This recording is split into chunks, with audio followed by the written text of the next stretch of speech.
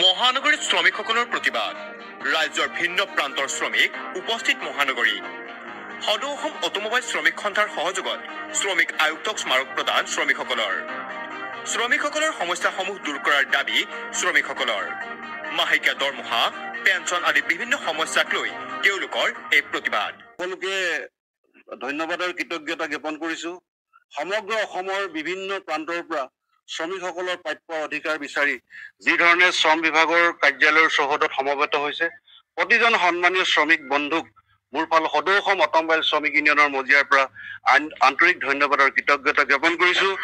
নিৰ্মাণ শ্ৰমিক পৰিবহণ শ্ৰমিক জিআইজি শ্ৰমিকসকলৰ বিভিন্ন ধৰণৰ দীৰ্ঘদিনীয়া সমস্যা লৈ আজি সমবেত হৈছে ঠিক তেনেধৰণেৰে বদৰপুৰৰ পৰা আহিছে কৰিমগঞ্জৰ পৰা আহিছে কাছাৰৰ পৰা আহিছে ছয়গাঁৱৰ পৰা আহিছে লগতে সদৌ অসম অটোমোবাইল ইউনিয়নৰ কেন্দ্ৰীয় কমিটিৰ বিষয়ববী আজি ইয়াত উপস্থিত আছে আৰু সকলোৱে আমি একত্ৰিত হৈ যৌথভাৱে আজি আন্দোলনৰ কাৰ্যসূচীৰ লগতে আমাৰ যিবিলাক দাবী সেই দাবী পত্ৰসমূহ আজি সন্মানীয় শ্ৰম আয়ুক্ত মহোদয়ক আমি অৰ্পণ কৰি শ্ৰমিক নিৰ্মাণ শ্ৰমিকসকলৰ যিবিলাক আঁচনি তৈয়াৰ কৰি ৰাখিছিলে সেই আঁচনিবিলাক যি ধৰণে ফলপ্ৰসূ কৰিব লাগে তেওঁলোকে ফলপ্ৰসূ কৰিব পৰা নাই বিভিন্ন ধৰণৰ হাৰাশাস্তিৰ সন্মুখীন হোৱা আমি দিনবিলাকত দেখি পাইছো আৰু এই সমস্যাবিলাক যাতে খুব সোনকালে নিৰ্মূল কৰিবৰ কাৰণে তেওঁলোকে বাৰম্বাৰ দাবী কৰা স্বত্তেও কিন্তু আজি পৰ্যন্ত তেওঁলোকৰ দাবীবিলাক তেওঁলোকে সুচল বা সফল কৰি তোলা নাই এই ক্ষেত্ৰত তেওঁলোকে খুব ক্ষোভিত হৈছে আৰু দুখ পাইছে এই ক্ষেত্ৰত বিজেপি চৰকাৰক তেওঁলোকে দোষাৰোপ কৰিছে আৰু ঠিক তেনেধৰণে আমি সদৌ অসম অটোমোবাইল শ্ৰমিক ইউনিয়ন যিবিলাক ব্যক্তিগত প্ৰতিষ্ঠানত কাম কৰা সমগ্ৰ শ্ৰমিক সমাজৰ যিটো মিনিমাম ৱেজেছ তেওঁলোকে নিৰ্ধাৰণ কৰিছিল 2015 চনত কিন্তু 2015 চনৰ পিছত প্ৰতি 5 বছৰৰ মূৰে মূৰে মিনিমাম ৱেজেছটো নিৰ্ধাৰণ কৰিবলৈ 2020 চনত কৰিব লাগে কিন্তু আজি 2025 চন পৰ্যন্ত হৈ গ'ল কিন্তু আজি বৃদ্ধি কৰা নাই আৰু তেওঁলোকৰ এই সময়ছোৱাত কিন্তু মন্ত্ৰী বিধায়ক যিবিলাক জনপ্ৰতিনিধিসকলৰ 30% তেওঁলোকৰ দৰমহা বৃদ্ধি ইতিমধ্যেই 12 তাৰিখ 11 ডিচেম্বৰ প্ৰতিদিন কাকতৰ প্ৰথম পৃষ্ঠাত প্ৰকাশ পাইছে আমি এই বাতৰিটো দেখাত আমি সঁচাকৈ মৰ্মাহত আৰু দুখ পাইছো যে শ্ৰমিকসকলক তেওঁলোকে প্ৰতিনিধিত্ব কৰি ৰাজপথ দখল কৰিছে তাৰপিছত তেওঁলোকৰ নিজৰ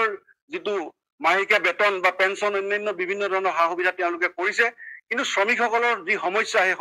সমস্যা হিচাপে তেওঁলোকে ধৰি ৰাখিছে মই আপোনালোকৰ মিডিয়াৰ যোগেদি অসমৰ মাননীয় মুখ্যমন্ত্ৰী মহোদয় অসমৰ শ্ৰম মন্ত্ৰী মহোদয় অসমৰ শ্ৰম আয়ুক্ত শ্ৰমিক কল্যাণ বিভাগৰ উচ্চপদস্থ বিষয়াসকলক আমি জনাব বিচাৰো যে শ্ৰমিকসকল কিন্তু জাগ্ৰত হৈছে অনাগত এনেধৰণৰ শোষণ আৰু লাঞ্ছনা বঞ্চিত কৰি ৰাখে কিন্তু আগন্তুক দিনত কিন্তু তেওঁলোকে প্ৰতিবাদী কাৰ্যসূচী প্ৰয়োজন সাপেক্ষে জংগী আন্দোলন কৰিবৰ কাৰণে তেওঁলোকে বাধ্য হ'ব গতিকে মই পুনৰবাৰ চৰকাৰলৈ অনুৰোধ জনাইছো যাতে খুব কম দিনৰ ভিতৰত নিৰ্মাণ শ্ৰমিক বা যিবিলাক অটোমোবাইল চেক্টৰৰ লগত জড়িত বা অন্যান্য বিভিন্ন বিভাগত জড়িত হৈ থকা শ্ৰমিকসকলৰ দীৰ্ঘদিনীয়া দাবী যাতে খুব কম দিনৰ ভিতৰত নিৰ্মূল কৰিবৰ কাৰণে এই যৌথ মঞ্চৰ ফালৰ পৰা বিনম্ৰভাৱে অনুৰোধ জনাইছো ধন্যবাদ জয় অসম জয় শ্ৰমিক ইউনিয়ন সকলৰ বিষয়ে আমাৰ দুইজন ব্যক্তি অলৰেডি ক'লে মই বেছি লম্বাকে কথাটো নকওঁ যে নিৰ্মাণ শ্ৰমিক তাজমহল যোনে নিৰ্মাণ কৰিছিল তেওঁক মৃত্যুদণ্ড দিছিলে সেইটো ভাল কথা যাতে নেক্সট তাজমহল বনাব নোৱাৰে গতিকে আমাৰ যি নিৰ্মাণ শ্ৰমিক তেওঁলোকে মৃত্যুদণ্ডও দিয়া নাই আৰু আল্টিমেটলি মৃত্যুদণ্ড দিছে মানুহ এজনক মাৰি পেলাও আৰু এনেকা কৰি এই অৱস্থাত ৰখা একেই কথা যে আমাৰ আজি অটোমোবাইল চেক্টৰতে মই ক'ব গৈছো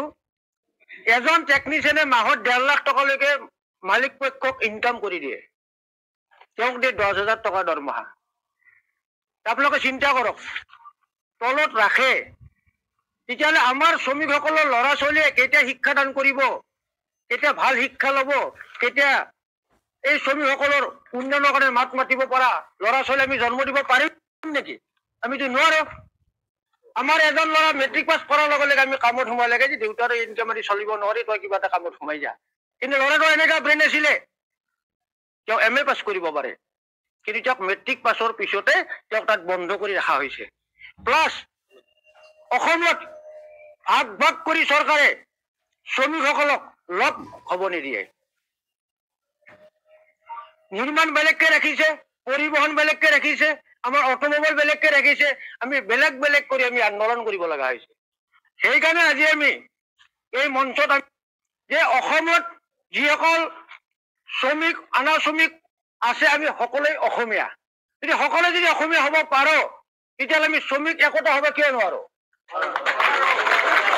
গতিকে ইয়াত আমাৰ কোনো জাতি ধৰ্ম ভাষাৰ কথা নাই, যিহেতু শ্ৰমিক শব্দ এটাই। সেইকাৰণে কৈছিলে বিশ্ব শ্ৰমিক এক হওক। আমি বিশ্ব শ্ৰমিক এক হ'ব কোৱা নাই, আমি কৈছো শ্ৰমিকে বিশ্বক এক কৰক। অটো বুজি পাইছে? শ্ৰমিকে বিশ্বক এক কৰক, বিশ্ব শ্ৰমিকো এক কৰিব নালাগে। শ্ৰমিক বন্ধুসকল, আজি আমি যি দাবী ইয়াত দিয়া যাব, এই দাবী যদি 1 মেৰ আগত চৰকাৰৰ ফালৰ পৰা যদি আমি কোনো ইংগিত নাপাওঁ, তেতিয়াহ'লে 1 মে দিৱসত গুৱাহাটীত গোটেই অসম